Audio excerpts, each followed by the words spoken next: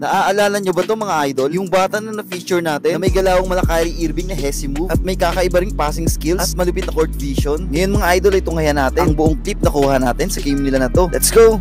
Simulan nga natin yan sa play na to. Makikita natin na talagang matalino tong bata na to dahil sa mismatch nga yung height niya sa malalaking player ay inabangan niya lang yung pagbaba ng bola at saka niya inagaw. At grabe mga idol, ilan yung nilusutan niya rito. Hindi nga lang to na finish ng kakampi niya. At another steal na naman dito sa play na to. Grabe yung timing ng kamay, Kala mo may magnet din yung kamay sa bola eh. Hindi niya nga lang naipasok yung tira na to. Pero yung hustle mga idol nandun eh. Siya pa rin na naka-rebound at ang ganda ng pasa ron sa ilalim Foul counted pa nga. At eto naman play na to mga idol, kahit na-steal na siya ng bola ay ibinawi agad sa depensa. Grabe yung sipag mula sa opensa papuntang depensa ay talagang maaasahan ng player na to. At etong next play na to mga idol ay galing naman sa assist niya. Pero tignan nyo naman yung sumablay yung kakampi niya. Footback at easy 2 points nga ito. At grabe rin talaga to magdala ng bola. Yung crossover nyo. At ilan nga yung nilusutan.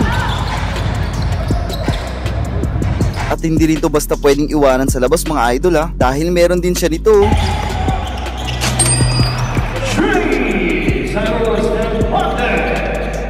Kaya't sa basketball mga idol, hindi lang basta bilis, taas o galing ang sukatan dahil ang tunay na nagdadala sa'yo ay yung puso. Yung puso na naniniwala kahit ano pang sitwasyon ay handang maipagsabayan. At sa dulo ng laro ay hindi lang panalo ang goal, kundi ipakita gaano mo kamahal ang laro.